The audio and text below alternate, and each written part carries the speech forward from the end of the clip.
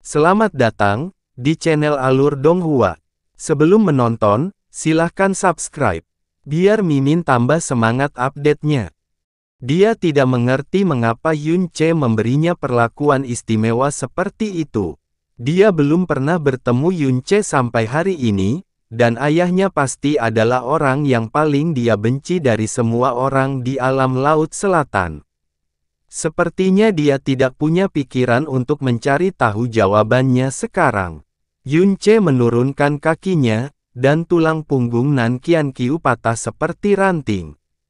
Dia berteriak. Ada begitu banyak kekuatan di balik hentakan itu sehingga tanah di bawah tubuhnya benar-benar retak.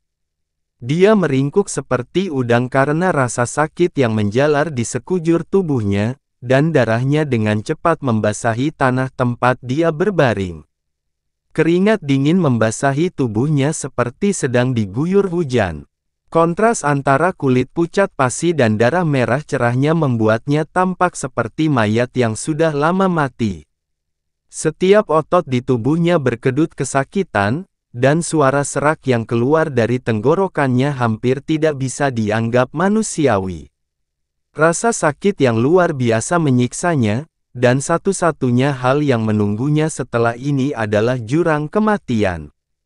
Namun entah bagaimana, atau mungkin justru karena dia tidak akan rugi apa-apa lagi, Nan Qianqiu mengerahkan keberanian terbesar yang pernah dia kumpulkan dalam hidupnya dan menahan diri untuk tidak memohon kematian secepatnya.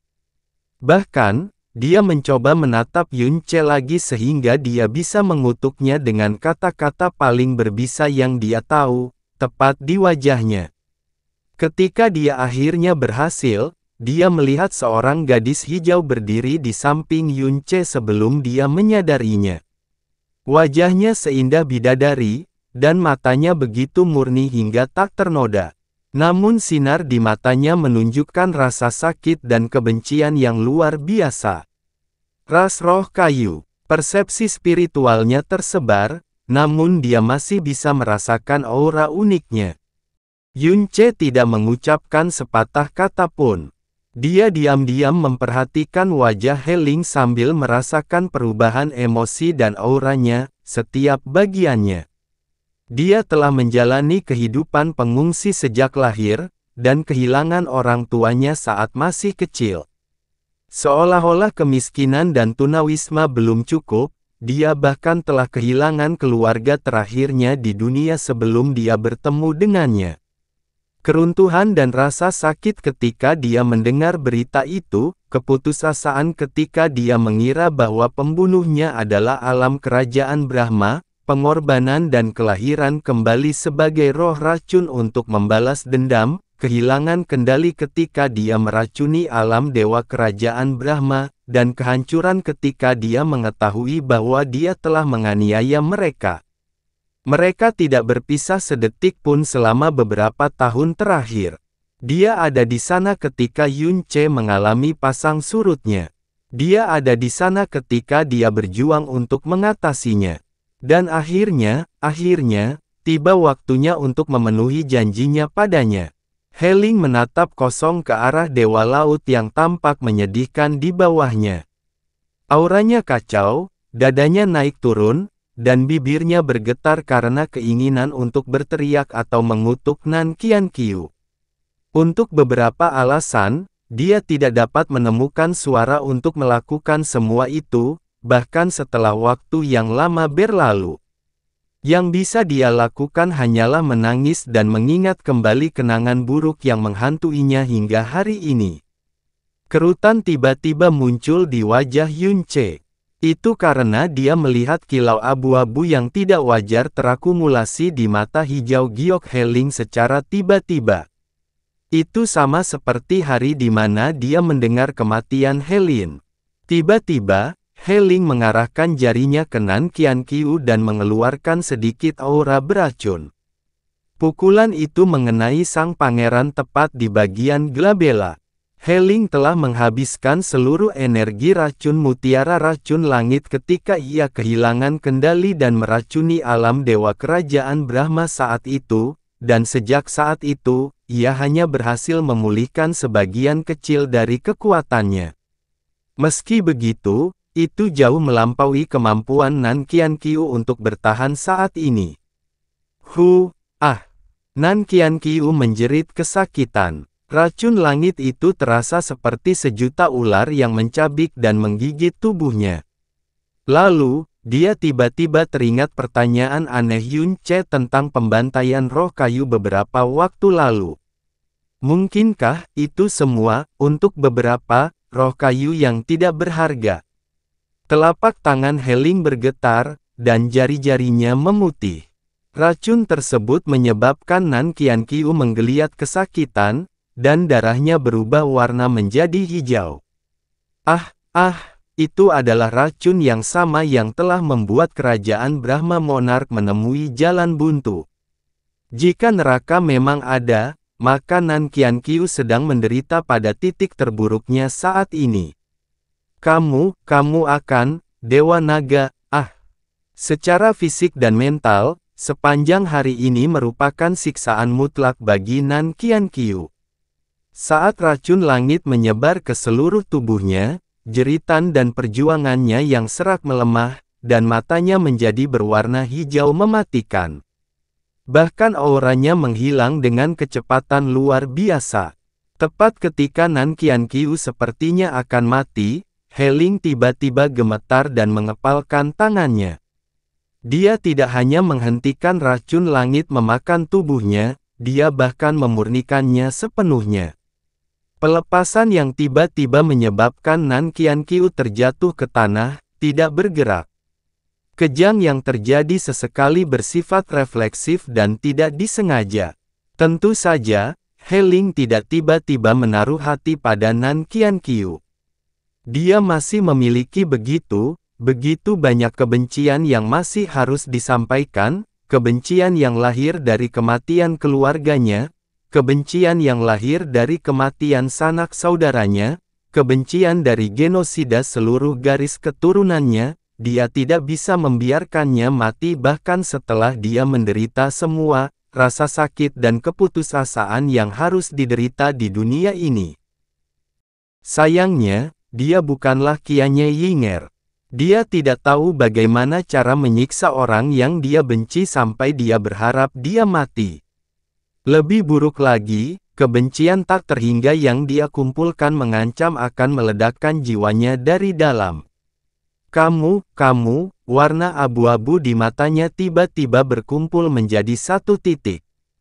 Kemudian, jari-jarinya membentuk cakar, dia mencengkeram tenggorokan Nan Qianqiu seolah dia ingin mencabik-cabiknya dengan tangan kosong.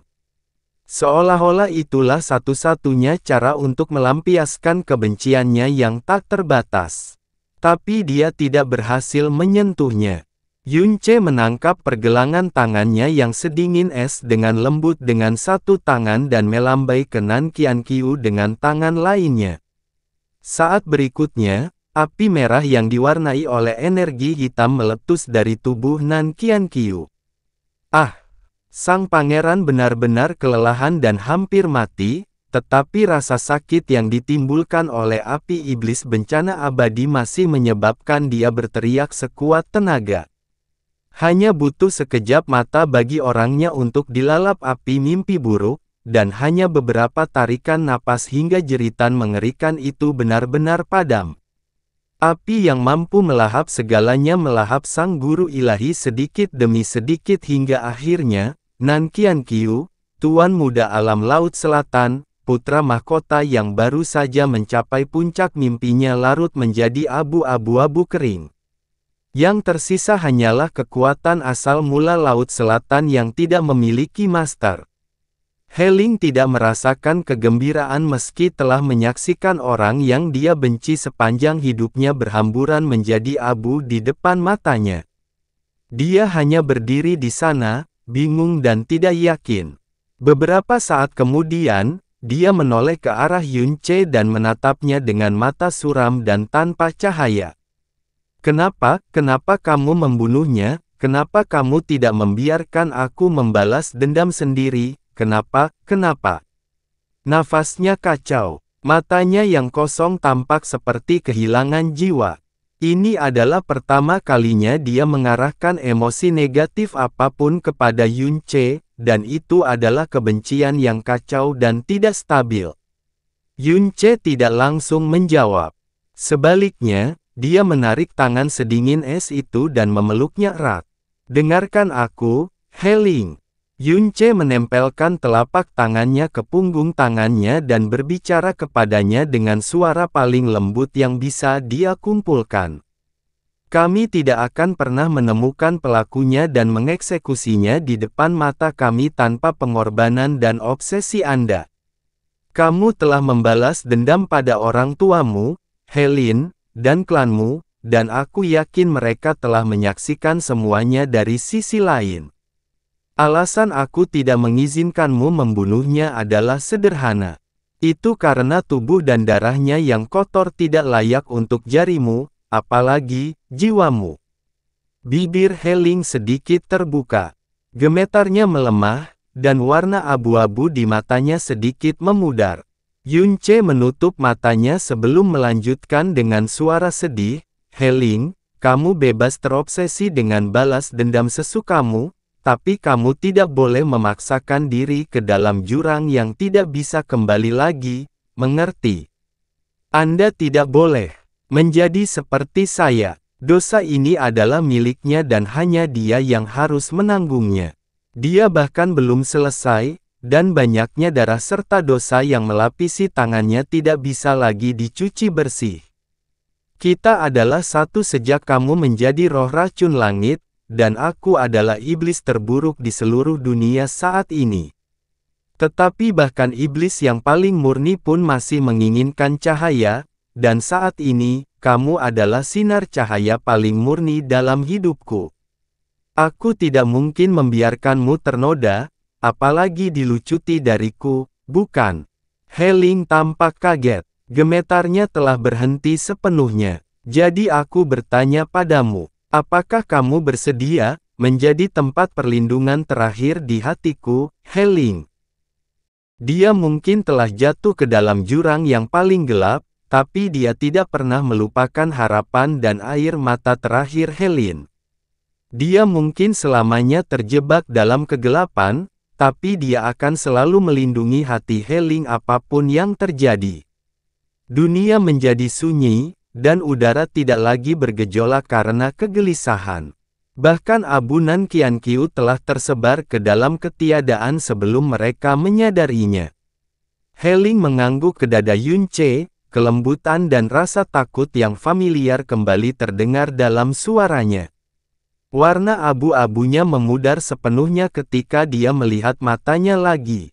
Yang tersisa hanyalah warna hijau murni yang bahkan angin sepoi-sepoi pun tidak berani menodainya. Kupikir balas dendam adalah satu-satunya hal yang tersisa dalam hidupku, tapi aku salah. Dia membutuhkanku lebih dari yang bisa kubayangkan. Yunche menangkup wajah Heling dengan kedua tangannya, menatap matanya yang berkabut dan memberinya senyuman. Kamu adalah kebanggaan ras roh kayu, Heling. Saya yakin keluarga dan anggota klan Anda bangga dengan apa yang Anda lakukan dan akhirnya merasa damai sekarang. Sedangkan aku sudah memenuhi janjiku padamu saat itu, tapi ya, aku tidak ingin melepaskanmu lagi. Aku akan selalu berada di sisimu meskipun suatu hari nanti kamu bosan denganku. Heling balas berbisik, aku tidak akan pernah meninggalkanmu. Tidak peduli kamu berubah menjadi apa, kemanapun kamu pergi, aku tidak akan pernah meninggalkanmu. Kata-katanya lembut, tapi janjinya untuk selamanya. Tersentuh, Yunche menatap mata roh kayu itu lagi dan membuat janji kedua padanya, kita punya banyak hal lebih besar yang harus dilakukan selain balas dendam. Pertama, saat saya menjadi penguasa dunia ini, saya akan mengangkat ras roh kayu menjadi ras paling terhormat di dunia.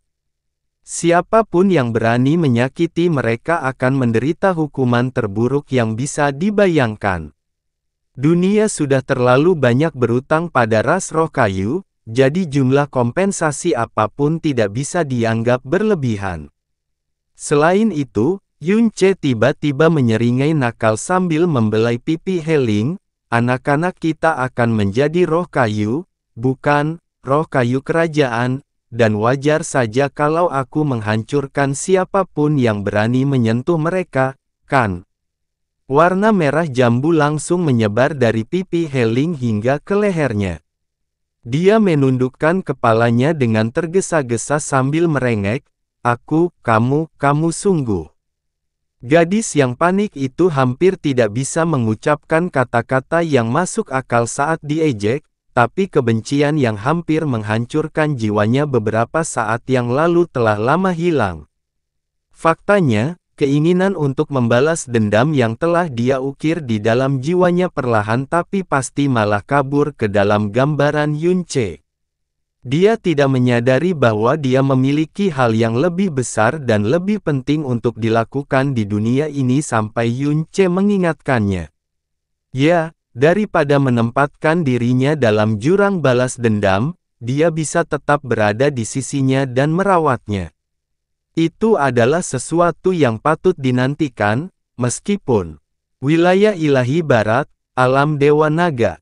Di Aula Suci Dewa Naga, Dewa Naga Azure, Dewa Naga Murni, Dewa Naga Pelangi Putih, Dewa Naga Giok, Dewa Naga Jurang Cian, Dewa Naga Sungai Ungu, dan Dewa Naga Langit, semuanya kecuali Dewa Naga Penghancur Merah, yang telah melakukan perjalanan ke alam Dewa Awal Mutlak, dan Dewa Naga Abu yang telah mati dikumpulkan di satu tempat. Suasananya begitu khusyuk hingga menakutkan. Mereka terkejut dan marah ketika mengetahui kematian Dewa Naga Abu, tetapi emosi lain memenuhi hati mereka ketika lebih banyak berita datang dari wilayah ilahi selatan. Takut, itu adalah perasaan yang paling asing bagi Dewa Naga. Alam Laut Selatan dihancurkan, dalam satu hari. Dewa Naga Azure pasti sudah mengulangi pertanyaan ini setidaknya belasan kali, tapi dia masih tidak bisa mempercayainya.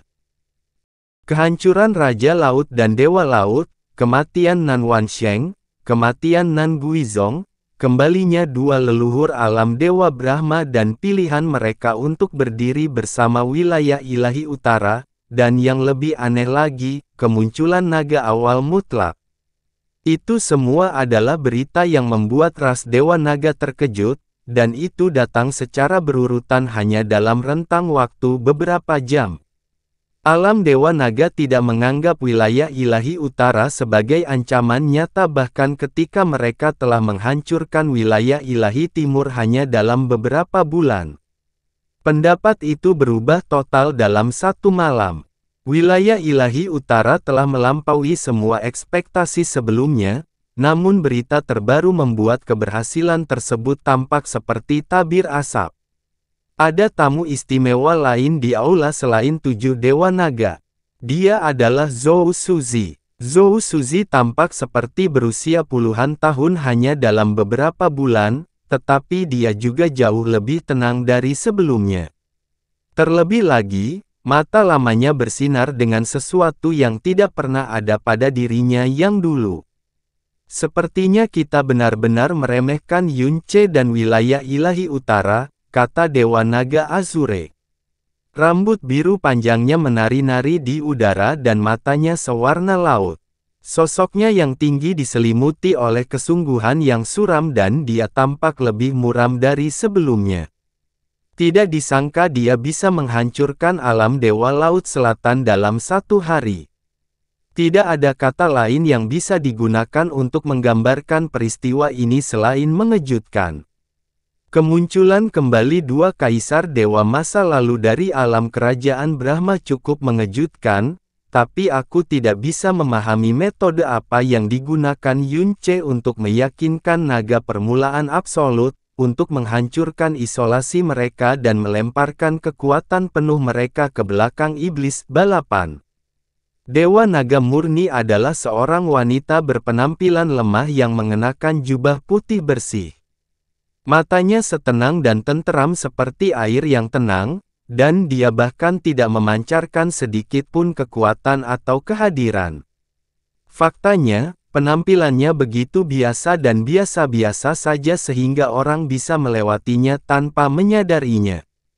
Tak seorang pun yang melihatnya akan mengira bahwa dia adalah salah satu dari 9 dewa naga yang agung.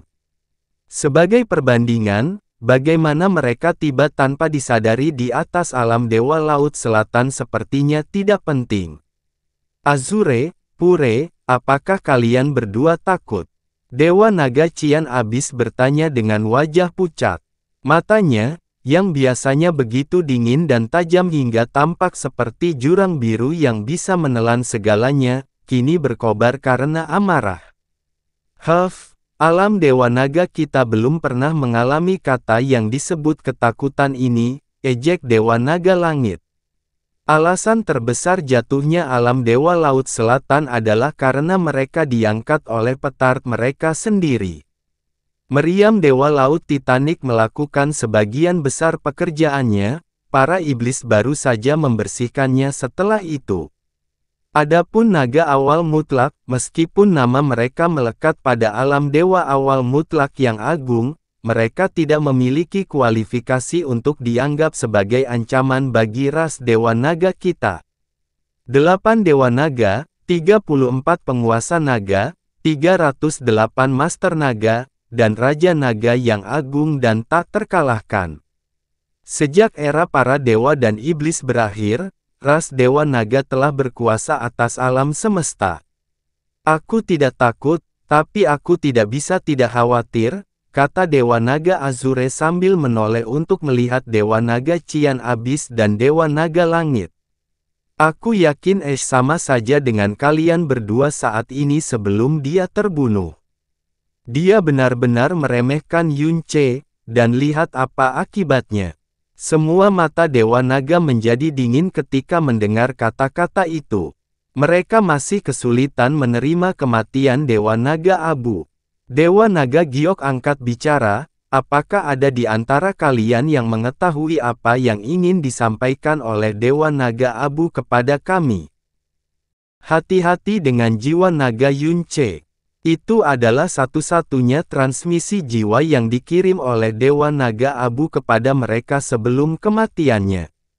Keheningan menyelimuti ruangan itu sekali lagi sampai Dewa Naga Azure akhirnya berkata, ketika Raja Naga pergi untuk mengamati konvensi Dewa Besar di wilayah ilahi timur bertahun-tahun yang lalu, dia pernah mengumumkan bahwa dia ingin mengambil Yun Chem sebagai anak angkatnya. Dewa Naga Azure perlahan menutup matanya untuk menyembunyikan emosinya sebelum melanjutkan, sekarang Ash telah mengatakan hal seperti itu, kita hanya bisa menyimpulkan bahwa jiwa naga yang dimiliki Yunce adalah jauh lebih mengerikan daripada yang kita bayangkan sebelumnya. Sebenarnya, dia sudah memikirkan satu kemungkinan, tapi dia tidak berani mengatakannya dengan lantang. Sebelumnya, kami tidak berani mengambil tindakan independen karena Raja Naga sedang berada di luar negeri. Mata Dewa Naga Azure terbuka saat bersinar dengan cahaya yang tajam dan mengintimidasi. Namun, sekarang Ash telah meninggal, kami tidak bisa terus berdiam diri. Suasana di Aula Suci berubah secara dramatis setelah Dewa Naga Azure mengucapkan kata-kata itu. Energi dan kekuatan telah meletus dari semua Dewa Naga yang hadir, dan udara di sekitar mereka menjadi sangat berat. Pada saat inilah Zhou Suzi, yang selama ini diam, mengangkat kepalanya untuk melihat mereka. Tanganku ini sudah lama tidak ternoda darah, kata Dewa Naga Sungai Ungu sambil menyipitkan matanya yang memikat dan dengan malas mengibaskan jari-jarinya sendiri ke udara. Jari-jarinya yang indah panjang dan ramping, dan masing-masing ujungnya memiliki kuku panjang yang bersinar dengan kilau ungu kristal. Namun, kukunya tidak berwarna seperti ini karena cat. Ketika dia berubah kembali ke bentuk aslinya, cakar naganya terbuat dari kristal ungu terindah dan paling mengerikan yang pernah ada. Jika bukan karena fakta bahwa kita harus membalaskan dendam Ash, aku lebih suka tidak menyentuh darah kotor para iblis itu, rengeknya sambil memainkan kukunya yang sempurna dan tanpa celah. Sekarang, Dewa Naga Pelangi Putih adalah orang pertama yang bangkit. Pada saat ini, udara di Aula Suci Dewa Naga tiba-tiba beriak dan seluruh ekspresi semua Dewa Naga menjadi cerah saat mereka melihat ke arah utara. Aula Suci dipenuhi dengan aura drakonik dari 7 Dewa Naga yang hadir, hanya ada 2 orang di alam Dewa Naga yang dapat mempengaruhi aura tempat ini dari kejauhan. Yang pertama adalah Raja Naga dan yang kedua akan segera tiba. Kakak laki-laki. Ketujuh Dewa Naga berdiri dan meneriakkan salam itu secara serempak, dan bahkan Dewa Naga Sungai Ungu, yang selama ini bermalas-malasan hingga saat ini, menegakkan punggungnya dan memasang ekspresi serius di wajahnya. Saat salam mereka bergema di Aula Suci, sosok pria berpakaian serba merah muncul di pintu masuk. Dia tiba dalam sekejap mata. Pria itu mengenakan baju besi merah, lengannya ditutupi sisik merah, alisnya seperti 2 pedang yang menyala-nyala, dan lava cair tampak bergolak di mata yang terbakar itu. Dia tidak terlalu tinggi dan tingginya hanya dianggap rata-rata di antara para Dewa Naga. Namun, siapapun yang bertemu langsung dengannya akan merasa seperti dia adalah gunung raksasa yang tidak dapat diatasi dan mencapai langit. Pemimpin dari 9 Dewa Naga di alam Dewa Naga Penghancur Merah. Meskipun 9 Dewa Naga diberi peringkat berdasarkan kekuatan, mereka selalu memanggil nama satu sama lain. Satu-satunya pengecualian terhadap peraturan ini adalah Dewa Naga Penghancur Merah, tidak ada seorang pun yang berani memanggilnya dengan gelar lain selain kakak. Ini karena dia berdiri sebagai pemimpin 9 Dewa Naga dalam segala hal, dan ini termasuk kekuatan, senioritas, dan pengalaman. Nama Long Fei sudah bergema di seluruh alam semesta 20.000 tahun yang lalu dan ketenarannya saat itu bahkan melebihi ketenaran yang dimilikinya saat ini. Pada saat itu, dia adalah penuntut terkuat tahta alam Dewa Naga. Sial baginya, jalannya menuju kekuasaan terputus oleh munculnya seorang pemula yang mendapatkan bantuan dari Sensi, Long Bai. Dapat dikatakan bahwa jika Long Bai dan Sensi tidak ada, Raja Naga pada zaman ini adalah Long Fei. Setelah dia kalah dari Long Bai, Long Fei segera mengerahkan seluruh energinya untuk membantu Raja Naga baru. Yang mengejutkan, dia telah berubah dari saingan terberatnya menjadi Dewa Naga yang paling setia. Untuk mencegah aura kejayaannya sebelumnya mengurangi aura Raja Naga atau mengintimidasinya, dia telah menghabiskan 200.000 tahun terakhir secara aktif meredupkan cahaya kejayaan masa lalunya. Dia sangat jarang tampil di depan umum dan sudah bertahun-tahun berlalu sejak dia menunjukkan kekuatannya yang sebenarnya. Alam dewa telah mengalami banyak perubahan selama 200.000 tahun terakhir, dan alam raja lainnya juga telah mengganti kaisar dewa mereka beberapa kali, namun Dewa Naga Penghancur Merah masih tetap ada. Namun, bahkan ketenarannya sudah mulai memudar dari ingatan orang-orang dan tidak banyak yang masih ingat bahwa dialah orang yang hampir menjadi Raja Naga. Juga tidak ada seorang pun yang hadir untuk menyaksikan ekspresi cemoohan dan penghinaan yang sekilas terlintas di wajahnya ketika dia mendengar Qianye Fantian dan Nan Wansheng bertarung untuk melihat siapa kaisar dewa terkuat setelah Raja Naga. Kakak laki-laki, Dewa Naga Langit adalah orang pertama yang melangkah maju. Abu sudah mati. Saya sudah tahu apa yang terjadi. Mata Dewa Naga Penghancur Merah bagaikan genangan lava cair dan suaranya sedalam jurang. Namun, kami akan menunda penghancuran Yunce untuk sementara waktu lagi. Semua Dewa Naga tercengang mendengar kata-kata itu. Dewa Naga Azure dengan cepat sadar dan bertanya, "Mungkinkah kamu pernah bertemu dengan Raja Naga?" Aku menemukannya, jawab Dewa Naga Penghancur Merah, tapi aku tidak bertemu dengannya. Setelah peristiwa yang mengguncang wilayah ilahi timur, Dewa Naga Penghancur Merah akhirnya berhenti ragu-ragu dan segera berangkat ke alam Dewa Awal Mutlak. Status agung Raja Naga di alam Dewa Naga tidak dapat digoyahkan, dan penolakan atau pertanyaan apapun terhadap otoritasnya tidak akan dibiarkan. Akibatnya, para Dewa Naga tidak berani mengambil tindakan independen untuk melibatkan alam Dewa Naga dalam sesuatu yang sebesar perang antar wilayah ilahi. Apa yang Raja Naga katakan? Dewa Naga Langit bertanya. Raja Naga merasakan auraku ketika aku telah menyelidiki kedalaman ekstrim dari alam Dewa Awal Mutlak, tapi dia tidak memilih untuk menunjukkan dirinya, jawab Dewa Naga Penghancur Merah dengan sungguh-sungguh. Saya memberinya laporan tentang Yunce, bencana yang terjadi di wilayah ilahi utara, dan jatuhnya wilayah ilahi timur. Raja Naga mengirimiku transmisi suara sebagai balasan. Dia mengatakan bahwa dia akan kembali secara alami dalam 2 bulan, dan kami tidak boleh mengganggunya lagi atau melakukan tindakan gegabah sebelum itu. Kami tidak bisa melakukan tindakan gegabah selama 2 bulan ke depan. Kata-kata itu seketika memadamkan bara dendam yang mulai berkobar di hati para Dewa Naga. Apakah Raja Naga mengetahui kematian Ash dan kehancuran alam Dewa Laut Selatan? Dewa Naga murni bertanya. Dewa Naga Penghancur Merah menggelengkan kepalanya.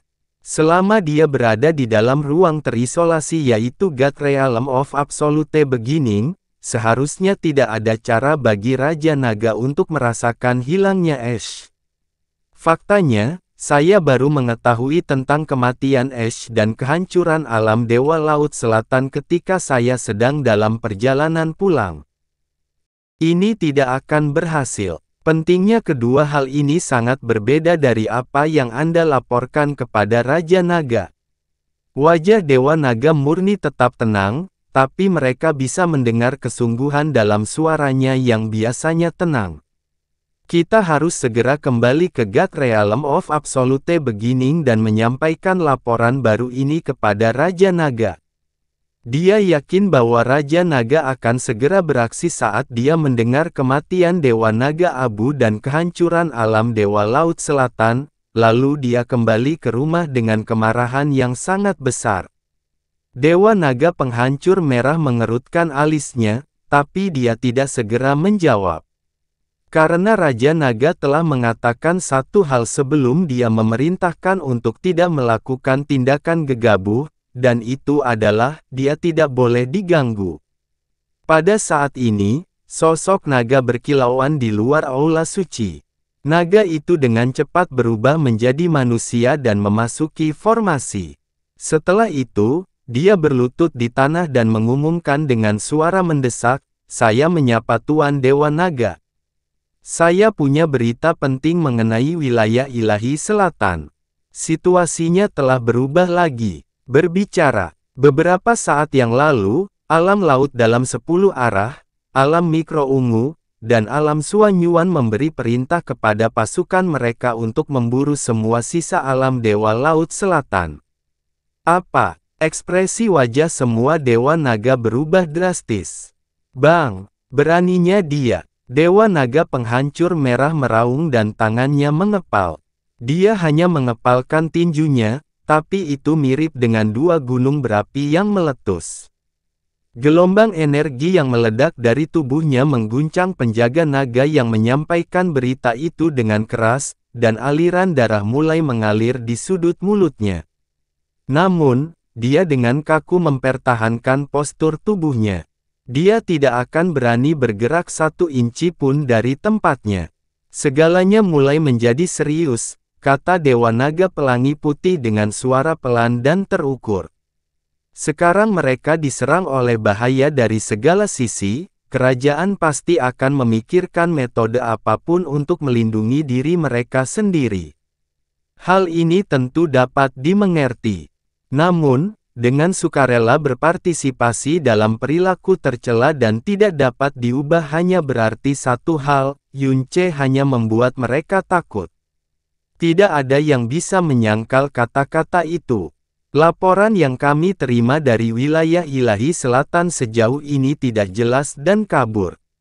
Namun, Ash dan para dewa kaisar dari alam laut dalam 10 arah, alam Suanyuan, dan alam mikro ungu menempati kursi barisan depan dalam acara ini. Fakta bahwa mereka semua sangat ketakutan dengan apa yang mereka lihat. Pada saat inilah Dewa Naga Pelangi Putih tanpa sadar berhenti dan diam-diam menarik napas sebelum melanjutkan, aku khawatir kebenarannya masih jauh, lebih serius daripada yang bisa kita bayangkan. Pada akhirnya, mereka hanyalah orang-orang bodoh yang hanya tertarik untuk menyelamatkan diri mereka sendiri. Kaisar Dewa Manusia ini tidak lebih baik dari sekelompok pengecut yang tidak berdaya ketika menghadapi bahaya nyata. Dewa Naga Langit meludah dengan ekspresi jelek di wajahnya.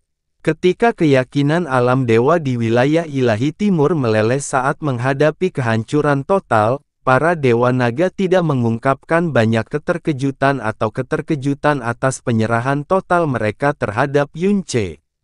Mereka hanya mengamati prosesnya dengan mata dingin dan geli. Namun, mereka tidak punya pilihan selain sangat terkejut dengan tindakan 3 kerajaan yang tersisa di wilayah ilahi selatan.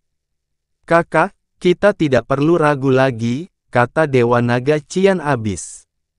Setelah introspeksi sejenak, Dewa Naga Penghancur Merah perlahan menganggukkan kepalanya. Dia berbalik dan berkata, saya akan kembali ke alam dewa awal mutlak sekali lagi. Saya hanya bisa berharap Raja Naga tidak menyimpang terlalu jauh dari lokasi sebelumnya.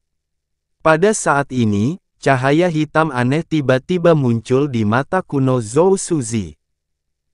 Dewa Naga Penghancur Merah menghentikan langkahnya ketika dia mendengar kata-kata itu. Dia berbalik dan menjawab, tolong bicara, Kaisar Langit Surga Abadi. Meskipun Zhou Suzi sekarang adalah seorang raja tanpa kerajaan, dia tetaplah seorang kaisar dewa. Terlebih lagi, dia adalah orang yang telah berteman dengan Raja Naga selama bertahun-tahun. Akibatnya, tidak ada seorang pun di alam Dewa Naga yang akan meremehkannya. Zhou Suzi menghela nafas sebelum berbicara. Jika kita berbicara tentang kebencian terhadap Yunce, kebencian semua Dewa Naga yang digabungkan tidak akan sama dengan 1/1000 kebencianku. Satu-satunya keinginan orang tua ini adalah mencabik-cabik Yunce. Tak seorang pun di dunia ini yang bisa menyangkal perkataan Zhou Suzi, apalagi para Dewa Naga yang hadir. Alam Dewa Surga Abadi yang telah tenggelam dalam darah, mutiara surga abadi yang telah dijarah dari wilayahnya, garis keturunan kerajaan surga abadi yang telah dibantai dengan kejam. Bahkan nenek moyang pendiri mereka adalah. Bahkan jika kata kesengsaraan diperkuat 10.000 kali, itu masih belum cukup untuk menggambarkan apa yang telah dialami oleh Kaisar Langit Surga Abadi. Zhou Suzi menatap lurus ke depan sebelum melanjutkan dengan suara yang tulus, namun, saya yakin mengganggu Raja Naga lagi mungkin bukan hal yang paling tepat untuk dilakukan. Tolong jelaskan, jawab Dewa Naga Penghancur Merah. Zhou Suzi menjawab dengan tenang dan terukur, meskipun Raja Naga tidak menyadari kematian Dewa Naga Abu dan bencana yang menimpa wilayah ilahi selatan. Apakah hal-hal seperti Yunce yang menghasut bencana dari utara, atau jatuhnya wilayah ilahi timur benar-benar merupakan hal yang dianggap tidak penting oleh Raja Naga? Wajah ke-8 Dewa Naga menjadi kaku, tapi Dewa Naga Penghancur Merah mengangkat alis berapi-api dan berkata, mungkinkah Kaisar Dewa Surga Abadi mengetahui sesuatu yang tidak kita ketahui? Zhou Suzi menggelengkan kepalanya. Jika Raja Naga bahkan belum memilih untuk mengungkapkan informasi ini kepada Dewa Naganya, bagaimana mungkin pengungsi yang tertimpa musibah sepertiku bisa mengetahui sesuatu? Namun Zhou Suzi tidak berhenti di situ. Namun, setelah Ratu Naga, semua orang yang hadir haruslah orang-orang yang paling memahami Dewa Naga. Jadi jika aku berani bertanya, apa satu hal di dunia ini yang bisa menyebabkan Raja Naga mengesampingkan segalanya? Dewa Naga Azure tidak membuang waktu dengan menjawab, selama 200.000 tahun ganjil pemerintahan Raja Naga, dia tidak pernah mendambakan wanita atau artefak, dan dia tidak menyukai konflik lebih dari kebanyakan orang. Dia adalah pria dengan keinginan yang sangat lemah. Jika ada satu hal di dunia ini yang bisa membuatnya berantakan dan menyebabkan dia mengesampingkan segalanya, itu adalah Ratu Naga. Dewa Naga Azure adalah satu-satunya orang di alam Dewa Naga yang mengetahui rahasia mengapa Raja Naga meninggalkan perjalanannya. Namun, perintah tegas Raja Naga telah menyebabkan dia mengubur alasan ini selama ini. Lagi pula, reaksi yang ditunjukkan Raja Naga pada saat itu terlalu menakutkan baginya untuk mengambil risiko tidak mematuhi perintah itu. Dewa Naga lainnya perlahan mulai menganggukkan kepala. Ratu Naga adalah skala kebalikan dari Raja Naga, sesuatu yang tidak akan pernah bisa disentuh. Faktanya, tempat tinggal Ratu Naga, tanah terlarang samsara, adalah tanah terlarang yang paling tidak dapat diganggu-gugat di alam Dewa Naga dan alam dewa lainnya. Namun, Ratu Naga Sensi telah mengasingkan diri di tanah terlarang samsara selama beberapa tahun terakhir. Raja Naga bahkan secara pribadi telah mengumumkannya sebelum menetapkan perintah baru yang melarang siapapun datang dalam jarak 500 km dari alam terlarang samsara. Dia bahkan mendirikan penghalang baru di sekitar tempat itu. Namun, Ratu Naga berada di tanah terlarang samsara, tetapi Raja Naga telah pergi ke alam dewa awal mutlak, jadi masalah saat ini seharusnya tidak ada hubungannya dengan dia.